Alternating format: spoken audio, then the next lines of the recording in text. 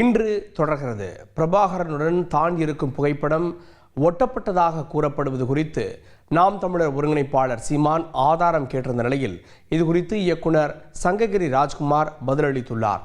இந்த விவகாரத்தில் இருவரும் கூறிய கருத்துக்களை பார்க்கலாம்.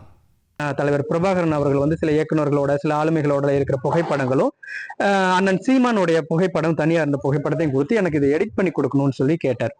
அப்போ நான் சொன்னேன், இது எதுக்காக நான் அவர்கிட்ட கேட்கும்போது அவர் சொன்னாரு, இல்லை இது அவருக்கு கிஃப்ட் பண்ண போறோம், அவரு சர்ப்ரைஸ் அவர்கிட்ட ஒரு இன்ப அதிர்ச்சியா இருக்கு, இதை பார்த்தா தலைவர் கூட அவர் இருக்கணும்னு அவர் ரொம்ப ஆசைப்படுறாரு. இந்த புகைப்படங்களை அவர் பார்க்கும்பொழுது அவருக்கு ரொம்ப சர்ப்ரைஸா இருக்கும் அப்படின்னு சொல்லி கேட்டதுனால எனக்கும் தமிழ் தேசியத்தின் மேல தலைவர் பிரபாகரன் மேல இருந்த ஒரு பற்று, அண்ணன் சீமானு எனக்கு அதுக்கு முன்னாடி தெரியும், அவர் மேலே எனக்கு ஒரு அன்பு இருக்கு அப்படிங்கும்போது சரி ஒரு வேலையா எடுத்து நான் பண்ணேன். நீ என் படத்தை நானும் எங்க அண்ணன் இருக்கிறத வெட்டி ஓட்டினேன்றீங்களா, அதுக்கு ஆதாரம் காட்டு. அதை அவர்கிட்ட நீங்கள் கேட்கணும், எப்படி செஞ்சீங்க அந்த செஞ்சு காட்டுங்க, இன்னொரு தடவை கேட்கணும்ல, நீங்கள் அதை கேட்கணும்ல. தம்பிங்க வாங்க தம்பி, எப்படி வெட்டி ஓட்டினீங்க தம்பி அப்படின்னு. அது ஸ்பெஷல் எடிட்டர் அவர், சொல்லுங்கள். எதையாவது பேசுகிறது. 15 வருஷமாக இந்த படம் இருக்குல்ல, அன்னைக்கெல்லாம் எங்கே போய் படுத்திருந்தேன்.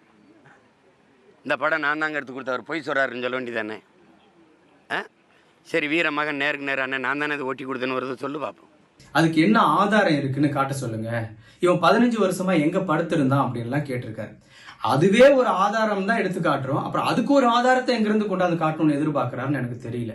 அப்புறம் இவன் அந்த புகைப்படத்தை எப்படி எடிட் பண்ணான்னு ஒரு டெமோ காமிக்க சொல்லுங்க அப்படிங்கிறாரு.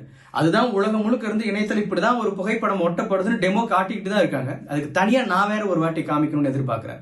அப்புறம் இவன் பிரபாகரனை பொய்ன்னு சொல்லிட்டான் அப்படின்னு சொல்றாரு. நாங்க எப்ப சொன்னோம்?